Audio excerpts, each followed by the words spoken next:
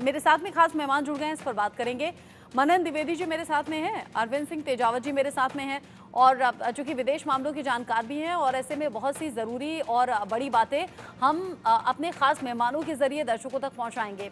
PCR team please मुझे एक और गेस्ट हमारे साथ में है, उनका नाम प्लीज़ बताइएगा ताकि उन्हें मैं इंट्रोड्यूस करा सकूं। अभी ऑन एयर मुझे दिखाई दे रहे हैं।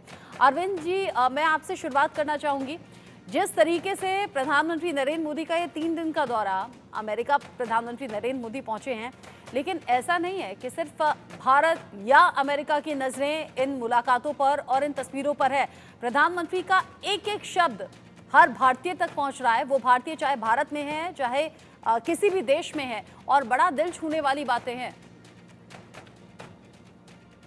ये वाकई बहुत ही महत्वपूर्ण मीटिंग है और जो वहाँ पे हो रही है, अमेरिका दौरा में जो सबसे ज़्यादा महत्वपूर्ण मीटिंग जो मुझे लग रही है, वो है क्वेड सम्मेलन में सबकी हिस्सेदारी। और वहाँ पे वो अमेरिकन राष्ट्रपति से भी मिले हैं, जापान के प्रधानमंत्री से भी मिले हैं और ऑस्ट्रेलिया के प्रधानमंत्री से भी मिले हैं। और सबसे बहुत ही महत्वपूर्ण बातें हुई है, जिसमें एक तो भविष्य की यह दशा और दिशा तय हो रही है कि दक्षिणी चीन सागर में चीन का आधिपत्य रहेगा या उसका मुकाबला करने के लिए हम लोग क्या हम्म। करेंगे, क्योंकि वहां पे उसका सैन्यकरण बहुत तेजी से हुआ है। और चीन क्योंकि एक बहुत ही बड़ा और मजबूत देश है और इस समय तो वह हम्म। आर्थिक रूप से भी सशक्त देश है, इसलिए वहां दक्षिण चीन सागर के देशों को वह धमकाता रहा है।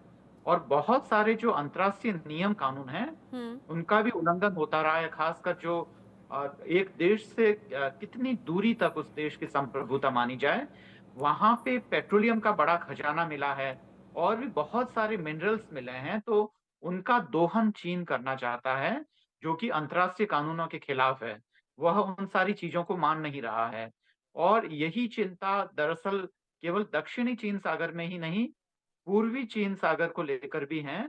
तो वहां जापान भी परेशान है और नीचे की तरफ आए तो ऑस्ट्रेलिया भी परेशान है।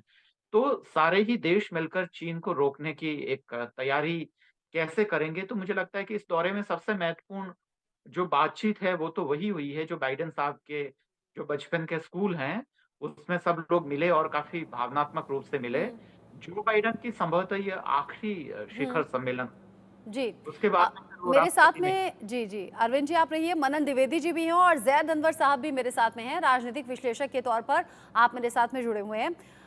जैद अनवर जी, जब प्रधानमंत्री नरेंद्र मोदी विदेशी दौरे पर जाते हैं तो ऐसी तस्वीरें सामने आती हैं जहां विदेशी जमीन पर मोदी मोदी के नारे लगते हैं, प्रधानमंत्री का दिल खोलकर स्वागत होता है, तिरंगे हाथ में लहराए जाते हैं। हमने इस दौरे में भी देखा कैसे अपने अपने प्यार के साथ, सम्मान के साथ में लोग प्रधानमंत्री के लिए भेंट भी लेकर आए थे। और वो भेंट ऐसा नहीं था कि कहीं खरीद कर ले आई, लोगों ने बड़ी मेहनत से और बड़ी शिद्दत से दिन का इंतजार करते हुए वो भेंट तैयार की थी और प्रधानमंत्री ने उसे बड़े प्यार से स्वीकार भी किया, देखा भी।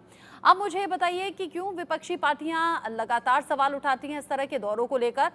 अगर इस तरह से दौरे नहीं होंगे तो भारत का बढ़ता कद नोटिस कैसे होगा दुनिया के अलग अलग देशों में? पॉलिटिकल पार्टियां हमेशा सवालिया निशान रखेगी रखेगी। अपना अपना वर्चस्व बचाने के लिए, अपना वजूद बचाने के लिए लोग बोलते हैं। आपका पहला सवाल ये है कि जो आपने पहला सवाल किया कि पॉपुलैरिटी, नो डाउट मोदी साहब की पॉपुलैरिटी का कोई कोई पैमाना नहीं है आज के दिन में। जिस तरह भारतीय उनको ओवरसीज भारतीय उनको पसंद करते हैं, ये तो नो डाउट है। लोग रास्ते पे आते हैं, बात करते हैं, उनका अंदाज भी है, कभी रुक जाते हैं, कभी बोल देते हैं। और खास करके मीडिया की तरफ जब रुकते हैं तो एक पोजीशन रहता है कि वो ऐसा सीन आ जाता है हम्म। कि लोग उसको एहसास करते हैं। और एक पहलू ये आता है कि जब हिंदुस्तान को देखना है हम्म। तो हिंदू जैसे बर्ड आईज एक लफ्ज है, नहीं समझे? अगर हम्म। आपको दुनिया को देखना है, आप दुनिया के ऊपर जाए थोड़ा सा, हाँ। तो आपको दुनिया नीचे आसान से दिखेगा। अगर हिंदुस्तान में एक मैसेज भेजाना है पूरा कश्मीर से कन्याकुमारी तक, हम्म। तो हिंदुस्तान के बाहर निकल के जब इंडियन से आप मिलते हैं तो एक पूरे मैसेज कश्मीर से कन्याकुमारी तक जाती है। हम्म। एक ट्रेन, जब आप देख रहे होंगे, दिल वाले दुल्हनिया एक मूवी आई थी, जी। उसने एक एनआरआई फैमिली को लेके एक मूवी बनाई थी। वो पिक्चर बहुत जोर चला था। क्यों? एक कल्चर, एक सभ्यता जो था, उसको उसने लंदन में, यूरोप में ले जाके इस तरह से पेश किया गया था कि हिंदुस्तान को, पूरे हिंदुस्तान को पसंद आया था।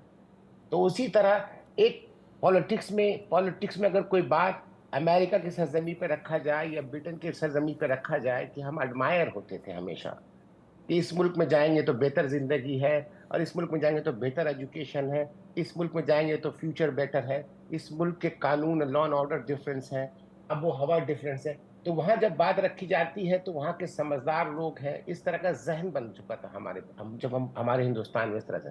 तो जब लोग वहां बात रखते हैं तो पूरे हिंदुस्तान में बात जाती है। गुज़िश्ता महीना पहले आपने देखा होगा राहुल गांधी साहब वहां पहुंचे थे, कुछ बात गुज़िश्ता हफ्ता की बात कर रहा हूँ, एक हफ्ता कबल की बात। तो एक पूरा मैसेज पूरे हिंदुस्तान में एक माहौल सा बना हुआ था। रहा सवाल मोदी साहब का, तो मोदी साहब का ये जो विजिट था, इसमें सबसे इंपॉर्टेंट जो था कैंसर के मामले में बात थी। साथ साथ किसी को जो बाइडेन के साहबजादे तो थे, बड़े साहबजादे जो थे, उनकी फौतगी भी कैंसर से हुई है। और ये 4 मुल्क मिलकर क्या रिसर्च सेंटर बनाएंगे, आने वाला मेडिकल कैंसर का इलाज किस तरह होगा, रिसर्च कैसे होगा, ये सबसे बड़ा पहलू था। और प्रीवियस 1 ईयर से ये मीटिंग हेल्ड होने की बात थी, मगर जो बाइडेन इतने बिजी थे कि वो नहीं। अब साथ साथ जापान के जो प्राइम मिनिस्टर थे वो भी इतने बिजी थे, तो वो भी नहीं मिल पा रहे थे। तो इसी दौरान पे तो एक ऐसा मौका आया कि चारों एक साथ मिल चुके, और ये तारीख इसलिए बन रही है कि जो बाइडेन का ये लास्ट है। तो ये मैसेज एक अच्छा जा रहा है। अब आते हैं ओवरऑल ये विजिट से क्या बेनिफिट मिलेगा, क्या कमला हैरिस को आने से या डोनाल्ड ट्रंप साहब आएंगे, इन दोनों को आने से हिंदुस्तान से क्या रिलेशन रहेगा। हिंदुस्तान से रिलेशन नो मैटर कोई भी आके बैठ जाए उस कुर्सी पे, प्रेसिडेंट की कुर्सी पे, हिंदुस्तान आज ऐसी जगह पे खड़ा है, हिंदुस्तान के साथ दोनों का रिलेशन अच्छा रहेगा। आप ट्रम्प साहब को जब देखती हैं कि ट्रम्प साहब inside the country he may no like Indians, जो उनके लहजे से लगता है, he may no like Mexicans, he may no like Brazilians inside the country, because politics उसी प्लेटफॉर्म पे वो पॉलिटिक्स करते हैं। जब आउटसाइड द कंट्री ट्रम्प साहब आते हैं तो एक बिजनेसमैन है वो प्रोफेशनल हिसाब से वो एक अच्छा रिलेशन डेवलप कर लेते हैं। मगर इंडिया के मामले में ओबामा के बाद इंडिया के मामले में जब कोई भी अभी तक आए हैं, जिस तरह का रिलेशन इंडिया से चल रहा है, अभी कोई भी आते हैं इंडिया को फर्क नहीं पड़ेगा, इंडिया अपनी जगह और तेजी से आगे जाने की कोशिश करेगा। और वो लगातार हर दिन के साथ इंडिया वो पहचान अपनी बना भी रहा है, वो छाप छोड़ भी रहा है। मनन द्विवेदी जी, प्रधानमंत्री नरेंद्र मोदी ने नमस्ते के साथ अपने भाषण की शुरुआत की और साथ ही साथ ये भी बता दिया कि नमस्ते अब मल्टीनेशनल हो गया है। अलग अलग देशों में जब वो पहुंचते हैं तो स्वागत उनका जो राष्ट्राध्यक्ष होते हैं वो नमस्ते के साथ करते हैं। ये भी तो भारत की मजबूती ही है। ये बिल्कुल, मैं ये कहना चाहूंगा कि ये जो दौरा है प्रधानमंत्री मोदी जी का, ये बड़ा ही महत्वपूर्ण है और राजनयिक खेमों में इसकी काफी बातचीत है। और सबसे बड़ी बात है कि जो प्राइम मिनिस्टर मोदी जो अपना कनेक्ट लोगों के साथ बना पाते हैं, एक इतने अच्छे ओरेटर हैं, एक इतने भावात्मक स्तर पर वो लोगों से मिलकर बातचीत कर पाते हैं, तो इसके उनका जो रॉक स्टार का इम्पैक्ट है, ये मैं नहीं कह रहा हूँ, ये इंडियन मीडिया नहीं कह रहा है, पर अगर हम 2016 में से ये पूरी की पूरी बातचीत की लड़ी शुरुआत हुई, इसकी शुरुआत हुई, तो पहले 2016 में मेडिसन स्क्वायर गार्डन में जाकर मोदी जी ने बातचीत की और उन्होंने कहा कि न्यूयॉर्क की, उस समय कहा था उन्होंने कि न्यूयॉर्क की हवा के अंदर एक इलेक्ट्रिसिटी है, एक ऊर्जा है, एक एनर्जी है, जिसको लेके भारत और अमेरिका साथ साथ चलेंगे। फिर उसके बाद वो 2018-19 में शार्क टैंक ह्यूस्टन गए, वहां पर भी कॉर्पोरेट वर्ल्ड के सीईओ से उन्होंने बातचीत की और मोटेरा में प्रेसिडेंट ट्रंप आए और उस समय भी बातचीत हुई। और सबसे बड़ी बात है कि भारत, मोदी जब भी जाते हैं अमेरिका में तो एक तरीके का स्पेक्टेकल होता है, एक तरह का सेलिब्रेशन होता है, एक प्रकार का उत्सव होता है, जिसको जो अपोजिशन पार्टीज हैं या जो एंटी सब नेशनल फोर्सेस हैं विदेशों में जो हैं, जो विदेशों का जो विदेश का जो डीप स्टेट है, उनको सिर्फ मोदी जी का रिटोरिक या मोदी जी की बड़ी बड़ी बातें या जुमले कहकर नहीं हटाना चाहिए, कि ऐसे क्रिटिसाइज नहीं करना चाहिए। और जहां तक ये जो विजिट है प्राइम मिनिस्टर मोदी की, इसमें हम देखेंगे कि जो बाइडेन ने जो क्वेड के साथ में जो बायलैटरल मीटिंग हुई दोनों राष्ट्राध्यक्षों के बीच में, उन्होंने ये बात बोली है जो बाइडेन ने कि उन्होंने बधाई दी है प्रधानमंत्री मोदी को यूक्रेन में जाकर कॉन्फ्लिक्ट को रिजोल्यूट करने के लिए, कॉन्फ्लिक्ट को सॉल्व करने की जो पहल भारत ने की उसकी बधाई दी।